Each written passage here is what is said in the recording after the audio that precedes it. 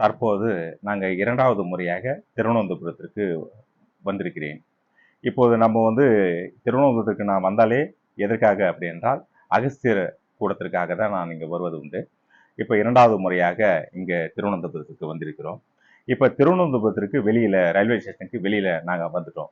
இங்கே ரயில்வே ஸ்டேஷனுக்கு ஏற்ற மாதிரியே பஸ் ஸ்டாண்டுன்றதுனால நமக்கு ரொம்ப சிரமம் கிடையாது, அலைச்சலும் கிடையாது வச்சுக்கலாம். நீங்கள் பஸ் ஸ்டாண்டிலே நம்மளுடைய உடைமைகள்லாம் அங்கேயே வைத்து விட்டு பக்கத்தில் பார்த்தீங்கன்னா ஒரு 10-15 நிமிடங்கள் நம்ம நடந்தோம் அப்படின்னா சுவாமிகள் ஆலயம் வந்துவிடும். இப்போ நமக்கு ரயில்வே ஸ்டேஷனுக்கு வெளியில் வந்துட்டோம். எடுத்த மாதிரியே பஸ் ஸ்டாண்டு அமைஞ்சிருக்கிறதுங்க. அதனால் நீங்கள் ரொம்ப நமக்கு அலைச்சல் கிடையாது. ரயில்வே ஸ்டேஷன்லேருந்து இறங்கி பஸ் ஸ்டாண்டில் கூட நம்ம உடைமைகள்லாம் வைத்து விட்டு இங்கேருந்து நமக்கு கோவிலுக்கு சென்றுவதற்கான நேரமும் பார்த்தீங்கன்னா அதிகப்படியாக இருக்கிறதுனால நம்ம இங்கே கோவிலுக்கு வந்துட்டோம். இப்போ நம்ம பத்மநாத சாமிக்கு முதன்மையான நாங்கள் ஃபஸ்ட்டு காட்சியிலே நாங்கள் எல்லாமே குறிப்பிட்டோம்.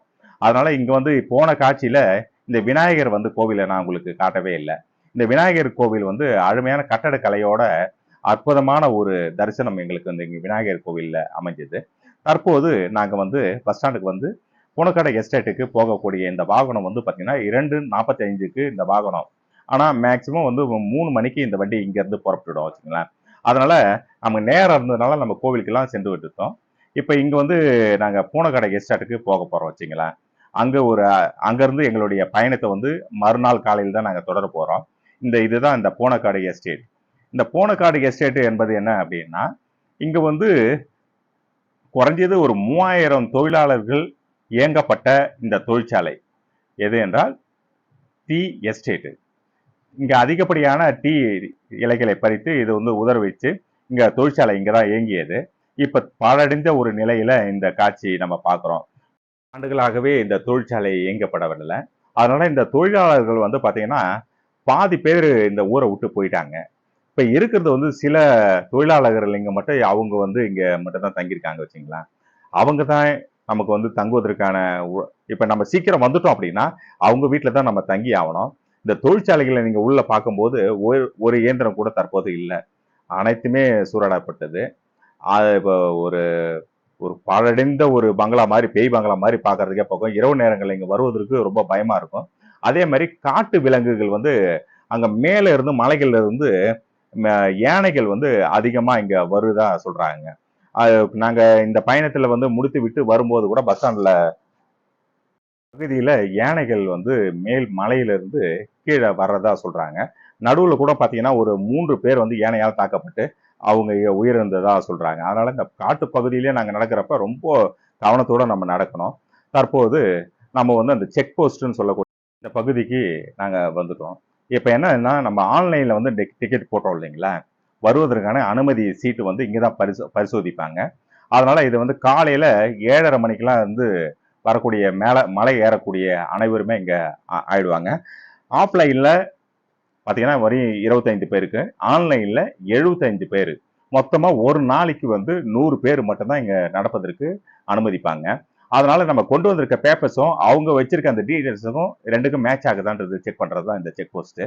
இப்போ அதில் மேலே மலை ஏறும்போது நம்மளுடைய பார்த்தீங்கன்னா அந்த காட்டு பகுதியை எந்த விதத்திலையும் மாசுபடுத்தக்கூடாதுன்ற காரணத்துக்காக நம்ம உடைமைகள்லாம் கொஞ்சம் செக் பண்ணுவாங்க. இந்த பிளாஸ்டிக் பாட்டில் ஒரு பேக்ல வச்சிருக்காரு இல்லைங்களா, அந்த பிளாஸ்டிக் பாட்டில் எல்லாத்தையுமே பறித்துருவாங்க. இப்போ நம்ம அனுமதி சீட்டுகள் நம்ம பெற்று இப்போ ஒவ்வொரு குழுவாகவே பிரித்து அனுப்புவாங்க. குறைஞ்ச ஒரு 15 பேர், 10லேருந்து 15 பேர் ஒரு குழுவாக பிரிப்பாங்க. அது 100ஆ பிரிச்சிருவாங்க. பிரித்து அப்போ நம்ம கூட பார்த்தீங்கன்னா இந்த காட்டு பகுதி நமக்கு புதியது. இங்கே இருக்கக்கூடிய இந்த காட்டுக்குள்ளேயே இருக்கக்கூடிய அந்த டீ எஸ்டேட்னு சொன்னோம் இல்லைங்களா, அவங்களுக்கு இந்த பகுதி முழுவதுமே அவங்களுக்கு அறிந்த பகுதின்றதுனால அவங்களே இங்கே பணிக்கு நியமிச்சிருக்காங்க. அவங்க பார்த்தீங்கன்னா இந்த 15 பேருக்கு ஒரு குழுக்கு ஒரு ஆளுன்ற முறையில் அவங்களுக்கு நமக்கு கூட வருவாங்க.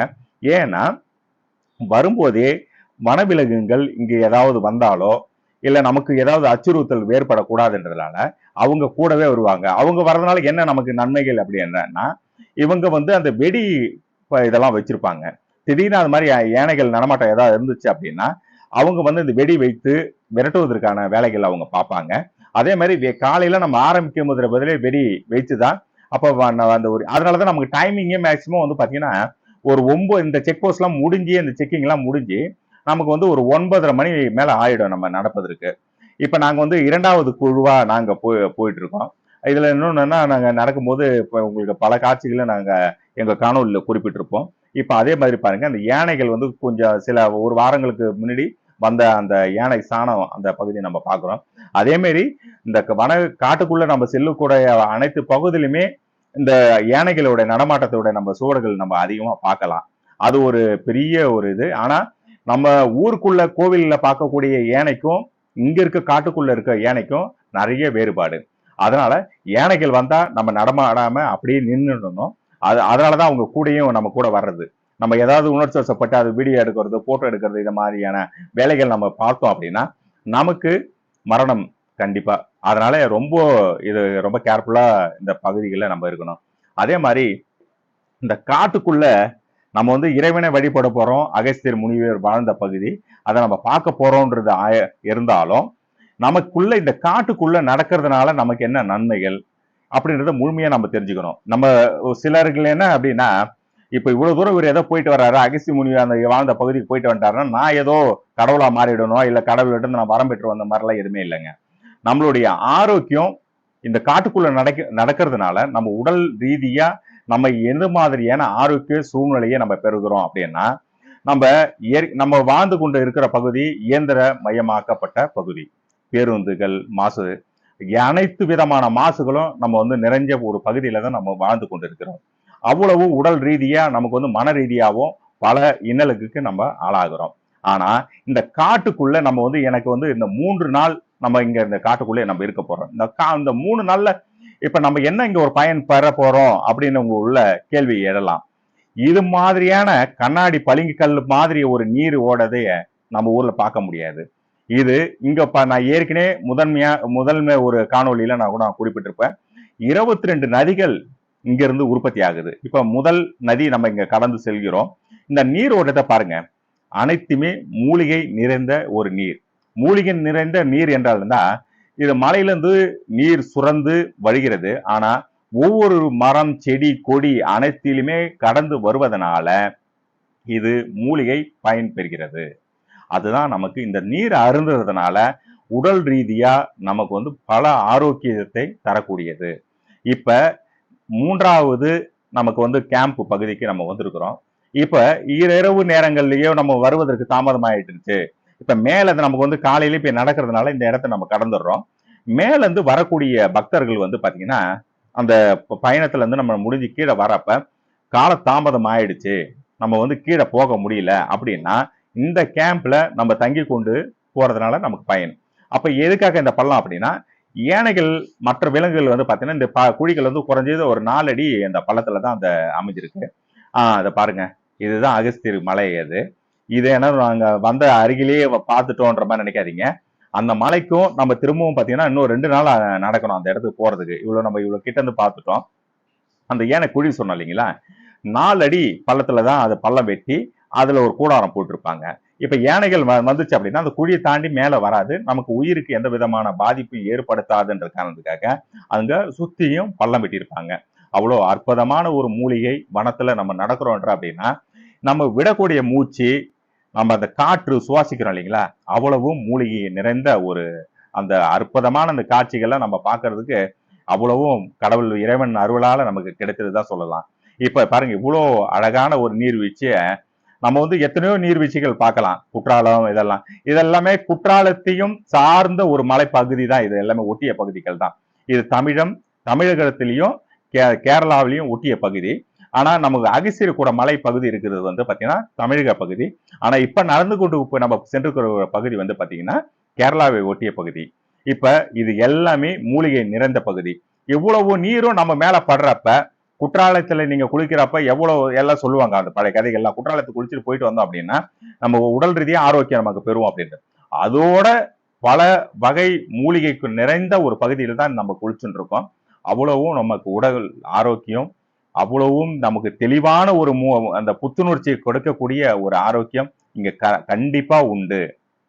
தற்போது நம்ம குளிச்சு முடிச்சுட்டு இப்ப இந்த இடம்லாம் பாத்தீங்கன்னா கொஞ்சம் வெயிலுடைய தாக்கம் அதிகமாவே இருந்தது. காட்டுக்குள்ள நம்ம நடந்தாலும் இங்க வெட்டவெளி அதிகமாக இந்த பக்கம் இருக்கிறதுனால சூடு அதிகமாவே ஆனா இங்க குளிச்சுட்டு நாங்க இதை நடக்கிறதுனால அதே மாதிரி சில்லுன்று வந்து அந்த காத்து அருமையா அந்த அந்த அந்த மாதிரி அற்புதமான இந்த சூழ்நிலையெல்லாம் உங்களுக்கு கிடைக்கிறது வந்து ரொம்ப கொடுத்து வச்சிருக்கணுங்க. எங்களுக்கு 2வது முறையா இந்த காட்சி எங்களுக்கு வந்து கிடைக்கிறது என்பது இறைவனுக்கு தான் நாங்க நன்றி சொல்லணும். இப்ப அடுத்த ஒரு நீர்வீழ்ச்சி அதே மாதிரி அந்த இது நீங்க பாக்குறப்பே நீங்க நாங்க கடந்து செல்ல போகக்கூடிய பகுதி அனைத்துமே நீரை கடந்து அந்த அவ்வளவு சில்லுன்ட்டு இந்த தண்ணி எல்லாம் பாத்தீங்கன்னா அப்படியே ஐஸ்ல இருந்து உருகி வர மாதிரி அந்த இது இங்க வந்து கொஞ்சம் டேஞ்சரான பகுதி, ஆபத்தான ஒரு நீர்வீழ்ச்சி. இது என்னன்னா இந்த இடம் வந்து கொஞ்சம் பாறைகள்லாம் வழுக்குங்க, தண்ணியிலேயே இருக்கிறதுனால அந்த பாறைகள் வழுக்கும். ஆனா இந்த பக்கம் தான் ஒட்டி தான் போகணும் வச்சுங்களேன். ஆனா இந்த பாறைகள் இங்க பெரிய பெரிய பாறைகள்லாம் பெரிய உருண்டு இருக்கும். அதனால இங்க ஒரு கொஞ்சம் ரோப்பு ஒன்று கட்டி வச்சிருப்பாங்க. இந்த ரோப்பை பிடிச்சு தான் அந்த பக்கம் நம்ம செல்ல வேண்டியக்கூடிய சூழ்நிலை. ரொம்ப நம்ம வந்து இது அடுத்தது உங்களுக்கு இப்ப இந்த பயணங்கள் வாய்ப்புகள் உங்களுக்கு ஏதாவது கிடைச்சது அப்படின்னா அதே மாதிரி இந்த முடிவுல நாங்களுடைய அது எப்படி நீங்க அந்த காணொலியில நீங்க ஆன்லைன்ல எப்படி நீங்க புக் பண்ணலாம் அப்படின்றது எங்களுடைய காணொலி நீங்க முழுசா பார்த்துட்டு இருந்தீங்கனாலே உங்களுக்கு தெரியும். இப்ப இந்த பகுதி வந்து ரொம்ப டேஞ்சரான பகுதி இது. ஏன் அப்படின்னா இங்க வெள்ளப்பெருக்கு மேல வந்து மலைப்பகுதியில மேல திடீர்னு மழை பெய்யுது அப்படின்னா நீர்வீழ்ச்சி ரொம்ப அதிகமான நீர் வந்து இங்க செல்வதனால இங்க பாதுகாப்பு வந்து ரொம்ப கெடுபடியான இந்த இடம் இது. இல்லைன்னா பாறை வழிக்கு நம்ம கீழே செல்லக்கூடிய வாய்ப்பு கிடைக்கும். அதனால பொறுமையாகவும் நிதானமா நம்ம ஒவ்வொரு இடத்துலயும் நம்ம கடந்து செல்லணும். இங்க வந்து இந்த காற்று அந்த அட்டைன்னு சொல்லுவோம் இல்லையா, நம்ம ஊர்ல வந்து இந்த மழை நேரத்துல இந்த அட்டைகள் வந்து இங்க நிறைய மேயும். ஆனா அந்த நீங்க கூட இந்த பழைய ஆளுகளுக்கு தெரியும், இந்த புதுசா வர இளைஞர்களுக்கு தெரியறதுக்கு வாய்ப்பு இல்லை. அந்த அட்டைகளால நமக்கு என்ன நடக்கும் அப்படின்னா இங்க இருக்கிற அட்டை வந்து அதை பிடிச்சிங்கன்னா பிசு பிசுன்னு ஒரு மாதிரி இருக்கும். ஆனா இந்த காட்டுக்குள்ள இருக்க அட்டைகள் என்ன பண்ணும் அப்படின்னா நம்ம நம்ம உடம்புல ஒட்டிக்கிச்சு அப்படின்னா நம்ம உடல் இருக்கக்கூடிய ரத்தத்தை அனைத்துமே இழுத்துரும். அதனால ரொம்ப டேஞ்சரான அந்த மலைகள்லாம் இந்த பகுதி இது. இப்ப ஓரளவுக்கு நம்ம வந்து கால்வாசி கடந்து இந்த பக்கம் வந்துட்டோம் வச்சுங்களேன். இந்த பகுதி என்ன அப்படின்னா இது வந்து யானை, சிங்கம், புலி நடமாட்டங்கள் அதிகமா இருக்கக்கூடிய பகுதி இது. ஏன் அப்படின்னா இங்க வந்து நம்ம சைஸுக்கு வந்து பாத்தீங்கன்னா 5 அடி 6 அடி அந்த அளவுக்கு இந்த புல்லுகள் வந்து அதிகமா வளர்ந்து இருக்கக்கூடிய பகுதி. இங்க இருந்து வெகு தூரத்துல ஒரு அணை அந்த இடங்க. இங்க மேல உற்பத்தி ஆகக்கூடிய நதிகள் அனைத்துமே இங்கதான் ஸ்டோரேஜ் ஆகுது. இங்க ஒரு கீழே ஒரு அணை ஒன்று இருக்கு. அந்த இங்க இருந்து பாக்குறப்ப அந்த அணை நமக்கு தெரியுது. மேல இருந்து பார்த்தா கூட உங்களுக்கு இந்த காட்சியை பார்க்க முடியாது. அதே மாதிரி இந்த 6 அடி 5 அடி உள்ள இந்த புல்லுகள் வந்து நம்ம வருவதற்கு இந்த பயணங்கள் தொடர்றதுக்கு முன்னாடியே இந்த புல்லெல்லாம் கட் பண்ணிடுவாங்க. ஆட்களை வச்சு புல்லை கட் பண்ணி அதுல வந்து கொளுத்தி விட்டுருவாங்க வச்சுங்களேன். ஏன் அப்படின்னா ஒரு புலியோ ஒரு சிங்கமோ இல்ல ஏதாவது யானை இருந்தா உங்களுக்கு தெரிஞ்சிடும். மற்ற விலங்குகள் வந்து அங்க உள்ள பதுங்கி இருந்தா கூட நமக்கு தெரியாது. அதே மாதிரி மனிதனுடைய அந்த வேர்வை ஸ்மெல்லுக்கே அதுக்கு முன்னாடியே நம்ம வர்றது அவங்களுக்கு தெரிஞ்சிடும். அதனால அதுக்குதான் நம்ம கூடயே அவங்க ஒரு ஆட்களையும் அனுப்புறது. பகுதி எல்லாம் பாத்தீங்கன்னா மழை வராத வரைக்கும் நல்ல வழிதான் இது. ஏன்னா நல்லா கிரிப்பு இருக்கும். இப்ப மழை வந்துச்சு அப்படின்னா இந்த பாதெல்லாம் ரொம்ப சறுக்கக்கூடிய பகுதி. அதே மாதிரி இந்த கிரிப்பு பாதத்துக்கு கிடைக்காது. இப்ப வந்து நிறைய நீங்க வந்து இந்த பயணத்துல பாத்தீங்கன்னா எல்லாம் போர்ட் ஷூ அதே மாதிரி இப்ப பாருங்களேன் எங்களை கடந்து ஒரு பச்சை பாம்பு போயிட்டு இருக்குதுங்க. இதை வந்து அதிகமா கண்ணில் தென்படாது இங்க வனவிலங்குகளோ எதுவுமே. ஆனா இந்த பச்சை பாம்பு வந்து எங்களுக்கு அபூர்வமா இந்த ஒரு பாம்பு ஒன்று கிடைச்சது. இப்ப திரும்பவும் இது வந்து பாத்தீங்கன்னா திடீர்னு காட்டு பகுதியில போற மாதிரி இருக்கும், திடீர்னு வந்து வெட்ட வெளியில நடக்கிற மாதிரி இருக்கும், நீர்வீழ்ச்சிகள் நடந்து போகிற மாதிரி இருக்கும். அனைத்து விதமான சூழ்நிலையும் நம்ம கடந்து செல்லக்கூடிய வழிகள் தான் இது. இது ஒரு அடர்ந்த காட்டுக்குள்ள இப்ப நம்ம சென்று கொண்டு இருக்கிறோம். இது மாதிரியான இயற்கை சூழ்நிலை நம்ம வாழும்போது நமக்கு எது மாதிரியான எண்ணங்கள் மனநிலையில ஏற்படும் அப்படின்னா நம்ம மனிதர்கள் கூடயே இருந்துட்டு திடீர்னு காட்டுக்குள்ள நம்ம இருக்கிறதுனால ஒரு அமைதியான ஒரு சூழ்நிலையை நம்ம வந்து இயற்கையை நம்ம உணரக்கூடிய இறைவன் படைத்த அருள் தான் இந்த இயற்கையிலேயே வாழணுன்றது. ஆனா நம்ம அனைவருமே இன்னைக்கு வந்து ஒரு இயந்திரமாக்கப்பட்ட ஒரு சூழ்நிலை நம்ம இருக்கிறதுனால இன்னைக்கு ஒரு எதற்குமே நேரம் செலவழிக்க முடியாத ஒரு சூழ்நிலை நம்ம மாட்டிக்கொண்டு இருக்கிறோம். அப்ப இதுக்குன்னு தனியா ஒரு 3 நாள் நம்ம ஒதுக்கி நம்ம வரோம் அப்படின்னா எண்ணங்களை வந்து ஒருநிலைப்படுத்துவதற்கும் மற்ற வீட்டுக்குள்ள இருக்கக்கூடிய சூழ்நிலைகளை எல்லாம் நினைவில் இல்லாத ஒரு சூழ்நிலைக்கு நீங்க உள்ளாக்கப்படுவீங்க. அதே மாதிரி நம்ம வந்து கேம்புக்கு போறோட இது ஒய் மாதிரி பிரியுது இல்லைங்களா, ஒரு சைடு வந்து பார்த்தீங்கன்னா நமக்கு லெஃப்ட் ஹேண்ட் சைடில் இருக்கிறது வந்து பார்த்தீங்கன்னா மேல் மலைக்கு செல்லக்கூடிய வழி. ஏன்னா நம்ம நேரம் வந்து தாமதம் ஆனதுனால இப்போ நம்ம இரவு இங்கே தங்கிட்டு தான் மறுநாள் காலையில் தான் நம்ம அடுத்த நாள் பயணத்தை நம்ம மேற்கொள்ள போகிறோம். அதனால இப்போ நம்ம அருகிலே நம்ம கேம்ப் பகுதிக்கு வந்துட்டோம். இப்ப இதுல என்ன ஒரு அற்புதமான நிகழ்வு என்ன அப்படின்னா, இப்ப இது அருகிலேயே இந்த இந்த காட்டுக்குள்ளேயே காட்டுவாசிகள்னு ஒரு சிலருக்குலாம் இன்னும் இங்க வாழ்வதாக சொல்றாங்க. இப்ப அந்த பகுதிக்கு தான் நம்ம இப்ப செல்ல போறோம். இந்த பகுதியில் என்ன ஒரு சிறப்பு அப்படின்னா, ஆஹ் அடர்ந்த காட்டுக்குள்ளதான் அவங்க இருக்காங்க. அவங்க எப்ப வெளியே வராங்க அப்படிங்கன்னா, சிவராத்திரி அன்னைக்கு இது வந்து அவங்களுடைய குலதெய்வ வழிபாடு செய்வதற்கான இந்த கோவில் இங்க. இதுதான் அவருடைய குலதெய்வ கோவில் இது. அவங்க எல்லாம் எப்ப வருவாங்கன்னா, நமக்கு வந்து இந்த 2025ல 6ஆம் தேதி சிவராத்திரி வருதுங்க. அப்ப இந்த நம்ம பயணத்தை வந்து இதுக்கு முன்னாடியே ஒரு 2 நாளுக்கு முன்னாடியே பாரஸ்ல அங்க கட் பண்ணிடுவாங்க. அப்ப வந்து இவங்களுக்கு மட்டும்தான் அலவுடு. இவங்க மட்டும்தான் அவங்க என்ன பண்ணுவாங்க அப்படின்னா, பெண்கள் எல்லாம் வந்து இங்க வந்து பொங்கல் வைத்து எல்லாம் ரெடி பண்ணிடுவாங்க. ஆண்கள் மட்டும் இங்க மேல அகஸ்தியர் மலைக்கு மேல போயிட்டு வழிபட்டு அவருடைய அந்த பிரசாதம் எல்லாம் கீழே கொண்டு வருவாங்க. பெண்கள் வந்து மேல செல்வதற்கு அவங்களுக்கு அனுமதி கிடையாது. ஆனா இந்த காட்டுக்குள்ளதான் இருக்காங்க. ஆனா இங்க நம்ம வெளியில இருந்து வரக்கூடிய பெண்கள் வந்து மேல போறாங்க வராங்க. அனைவருக்கும் அனுமதி உண்டு. ஆனா இங்க இருக்க வந்து அவங்களுக்கு வந்து யாரும் அனுமதிக்கு மறுக்கப்படல. ஆனா அவங்களுக்கு வந்து பாரம்பரியமா அவங்க வந்து இந்த வழிபாடுகள் செய்யறதுனால, இதை பாருங்க, அந்த பொங்கல் வைக்கக்கூடிய அந்த இதெல்லாம் அவங்க வந்து போன சிவராத்திரியில வச்சுட்டு போனது இப்ப இனி இந்த ஆண்டு சிவராத்திரிக்கு வரப்போகுது வச்சுங்களேன்.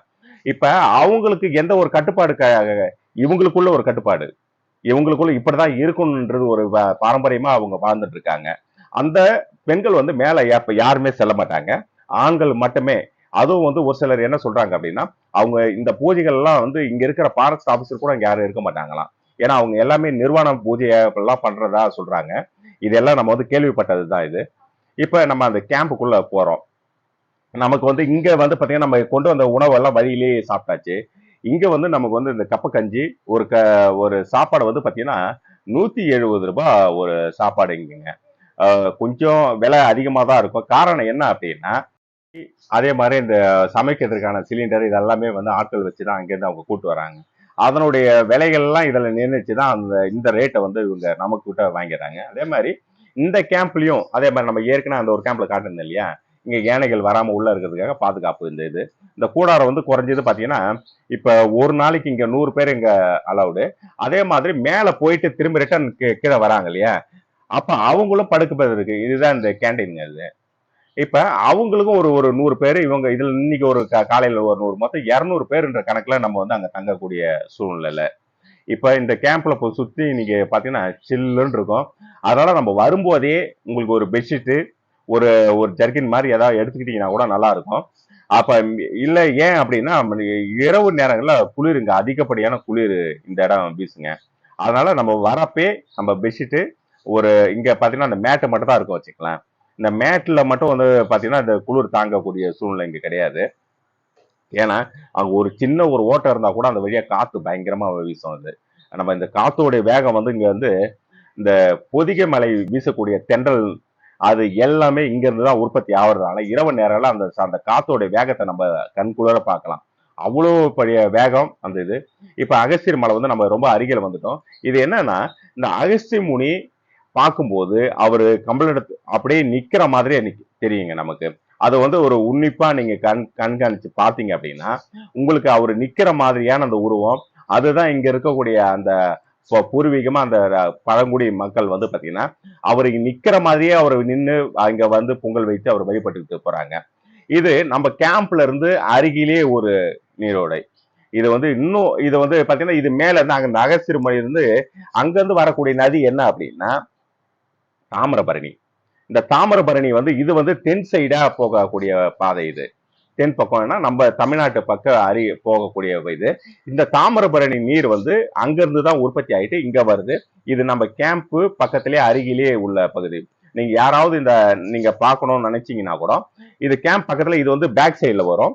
யாருங்கன்னா கேட்டீங்கன்னா சொல்லிடுவாங்க எந்த பக்கம் போகணும் அப்படின்ட்டு. அதாவது இரவு நேரங்கள்ல அதிகமா இந்த பயணங்கள் அந்த பக்கம் போவதை தவிர்த்துட்டு, நீங்க நல்லா வெளிச்சமா இருக்குது அப்படின்னா தெரிஞ்சவங்க மூலம் பின்னால போங்க. அதே மாதிரி நம்ம காலையில விடிகாலைல ஒரு 7 மணிக்கு திரும்ப பாதையை நம்ம ஆரம்பிச்சோம் பயணத்தை. திரும்ப இது நம்ம மேல போயிட்டு இருக்கோம் வச்சுங்களேன். இது எல்லாமே இனி நம்ம வந்து என்னன்னா இருக்க ஸ்டெப் பை ஸ்டெப்பா ஃபுல்லாவே ஏத்தம் தான். ஒரு சில இடங்கள்ல வந்து பாத்தீங்கன்னா ஒரு சமநிலையான ஒரு பகுதியில் நடந்து அதுக்கு மேல மேல் பகுதி ஏறுவதெல்லாம் கிடையாது. எடுத்த ஃபுல்லாவே அந்த மலை ஏற்றம் அந்த ஹைட்டான பகுதி தான். அதனால உங்களுக்கு ரொம்ப கொஞ்சம் ப்ரெஷர் இல்லாம நீங்க டென்ஷன் இல்லாம அமைதியா பொறுமையா நடந்தீங்கன்னா உங்களுக்கு எந்த ஒரு கட்டுப்பாடும் கிடையாது. இங்க இவ்வளவு வேகத்துல தான் நீங்க போயிட்டு வரணும் அப்படின்ற மாதிரி எந்த ஒரு கட்டுப்பாடும் இங்க கிடையாது. அதனால அமைதியான ஒரு முறையில, ஏன்னா நீங்க எவ்வளவுக்கு எவ்வளவு அமைதியா இங்க இருக்கக்கூடிய இயற்கை அழகையும் சூழ்நிலையும் நீங்க வந்து ரசிச்சோம் அப்படின்னா நமக்கு மன ரீதியா உடல் ரீதியாவும் அவ்வளவு ஆரோக்கியம் புத்துணர்ச்சியும். இது பாத்தீங்கன்னா இவர் தான் வந்து அந்த நம்ம வரக்கூடிய அது கைடு. இது இதுல என்னன்னா இந்த பகுதியில் வந்து புலிகளுடைய நடமாட்டம் வந்து அதிகமா இருக்கதா சொல்றாரு இங்க. இது என்ன, தமிழகம் கேரளா எல்லை அந்த ஒட்டி அந்த இங்கதான் பிரியுது. கேரளா யாராவது பிரிஞ்சு போச்சு, தமிழக எல்லையில நம்ம டச் பண்றோம். ஆனா இந்த பகுதியில் தான் புலிகளோட நடமாட்டம் அதிகமா இருக்கிறதா அவர் சொல்றாரு. அதனாலதான் அவர் என்னன்னா எங்களை மட்டும் முன்னாடி போக சொல்லிட்டு அவங்க இங்கேயே நின்றுட்டாங்க. திடீர்னு ஏன் அப்படின்னா லாங்ல இருந்து போறப்ப அவங்க வந்து அந்த ஏதாவது வந்துச்சுன்னா அவங்க கண்காணிக்கிறதுக்காகவே. இங்க பாருங்களேன், நாங்க காலையில இப்ப ஒரு 8 மணிக்கு இந்த இடத்துக்கு நாங்க ரீச் ஆயிட்டோம். அப்படியே ஃபுல்லாவே எங்களை வந்து அந்த பனி மேக மூட்டங்களை வந்து எங்களை கடந்து போகக்கூடிய சூழ்நிலை அழகா நாங்க அந்த இயற்கையை நாங்க ரசிக்கக்கூடிய சூழ்நிலை. அதே மாதிரி இந்த விடிய காலையில அந்த சில்லுன்னு அந்த வரக்கூடிய அந்த காத்து. இன்னொன்னு நம்ம நடக்க நடக்க உடல் ரீதியா வெப்பத்தை நம்ம உடல் ரீதியா வெப்பத்தை நம்ம உடம்பு வந்து காட்டும். அப்ப இந்த சில்லுன்னு வரக்கூடிய அந்த காற்றும் இரண்டுமே வந்து பாத்தீங்கன்னா ஒரு அற்புதமான ஒரு சூழ்நிலையை வந்து நம்ம அப்படியே கண்ணாலே நம்ம பார்க்கலாம். உடல் ரீதியா அதை வந்து நம்ம வந்து நேசிக்கலாம் அந்த அந்த அழக. அவ்வளவு அற்புதமான பகுதிக்கு நம்ம இதுல என்னன்னா ஒரு சில ஒரு முக்காவாசி பகுதியை நாங்க கடந்து வந்துட்டோம் இங்க இருந்து. இதுல இன்னும் நாங்க ஒரு ஒரு ஒரு 1.5 மணி நேரம் நாங்க நடந்தோம் அப்படின்னா மேல் பகுதிக்கு நாங்க சென்றுடுவோம் வச்சுங்களா. இல்ல, கண்ணுக்கு தெரியாத எத்தனையோ மூலிகை, அரிய வகை மூலிகை வகைகள் வந்து இந்த இடங்கள்ல அதிகமாக காணப்படுகிறது. அதே போன்று அந்த காலங்கள்ல இந்த இடம் வந்து பாத்தீங்கன்னா அகஸ்தி முனி வாழ்ந்த பகுதி. அவங்க இங்க பாத்தீங்கன்னா இந்த இடம் வந்து இங்க இருக்கக்கூடிய மூலிகைகளை பெற்று இங்கே அரைத்து அந்த மூலிகைகளை வந்து கீழே கொண்டு போயிட்டு ஊர் மக்களுக்கு வந்து நல்ல விதத்துல வந்து பயன்படுறதா ஒரு வரலாறு சொல்றாங்க. அதே மாதிரி இங்க பல ரிஷிகள் பல முனிகள் இப்பதான் நம்ம கண்ணுக்கு தெரிஞ்ச மானிடர்கள் அதிகமா வராங்க. இறைவன் மேலே பற்று கொண்ட அத்தனை அந்த ரிஷிகள் வந்து இங்க அதிகமாக வசித்ததாகவும் இருந்ததாகவும், இங்க அகஸ்தி முனிக்கு போன பிறகு ஆன்மாக்கள் இங்க உலாவுவதாக ஒரு வரலாறும் இங்க இருக்கிறது. அதே மாதிரி இங்க நம்ம மேக கூட்டத்தை வந்து அதை பார்க்கலாம். அப்படியே வெண் புகை அப்படியே சூழ்ந்தது மாதிரி அவ்வளோ அற்புதமான காட்சி. இன்னும் நம்ம வந்து மேலே போல, அங்க போறதுக்குள்ளேயே இந்த அற்புதமான நம்ம வந்து ஒரு இங்க ஃபுல்லாவே அந்த அந்த சில்லுன்னு வரக்கூடிய காத்து அவ்வளோ மென்மையான ஒரு அந்த அந்த ஈரப்பதத்தோட வர்றப்ப இப்ப பாருங்களேன் எவ்வளோ. இதை வர்ணிக்கிறதுக்கு வார்த்தையே இல்லைங்க. அப்படியே இந்த பெயிண்டிங்ல கூட நம்ம வந்து இந்த மாதிரியான கலர் நம்ம கொண்டு வரோம். அவ்வளோ அற்புதமான ஒரு கலர் தான் நம்ம இப்ப பார்த்துட்டு இருக்கோம். இப்ப பாருங்க, ஒரு ஆகாய விமானத்துல இருந்து பார்த்தா எப்படி இருக்குமோ அது போலதான் நம்ம பார்த்துட்டு இருக்கோம். இதுல வரதுனால நம்ம என்ன மாதிரியான பலன் நம்ம பெறோன்றது நம்ம காலையில அங்க வந்து புறப்படுறப்ப நாங்க சொல்லியிருந்தோம். இங்கெல்லாம் நம்ம இருந்தோம் அப்படின்னா நம்ம கடவுள் நேசிக்கக்கூடிய இருக்கக்கூடிய மக்கள் தான் இங்க அதிகமா வருவாங்க. இப்ப நம்ம மேல் பகுதிக்கு வந்து விட்டோம். இவர் தான் அகஸ்திய முனி. இவரை வேண்டிங்க. ஓம் நம சிவாய வாழ்க, நாதந்தாள் வாழ்க, இமை பொழுதும் என் நெஞ்சில் நீங்காதந்த வாழ்க வாழ்க வாழ்க. ஓம் நம சிவாய என்ற அருளோட இந்த அகஸ்திய முனியை நம்ம வழிபடும் போது நமக்கு ஒரு புல்லரிப்போடு நம்ம தோன்றுகிறது. இங்க வரும்போதெல்லாம் நமக்கு வந்து இறைவன் நமக்கு இங்க பார்த்ததுனால நம்ம அருள் கொடுத்துருவாரா அப்படின்றதோட நம்ம எண்ணங்களை ஒருநிலைப்படுத்துவதற்கும் நல்ல சிந்தனைகளை மேலோங்கி செலுத்துவதற்கும் இது போதன ஒரு யாத்திரைகள் மன ரீதியான நம்ம ஒரு இறைவனோட அருளை நம்ம பெறுவதற்கு ஒரு அற்புதமான ஒரு சூழ்நிலையை நம்ம உருவாக்கி கொள்ள வேண்டும். இதுதான் நம்ம வந்து பயணத்துல, ஆன்மீக பயணத்தில் ஏற்படக்கூடிய நன்மைகள். இறைவனால் வழி மட்டும்தான் காட்டுவார், மீதி அனைத்து செயலும் நம் கையில் தான் உள்ளது.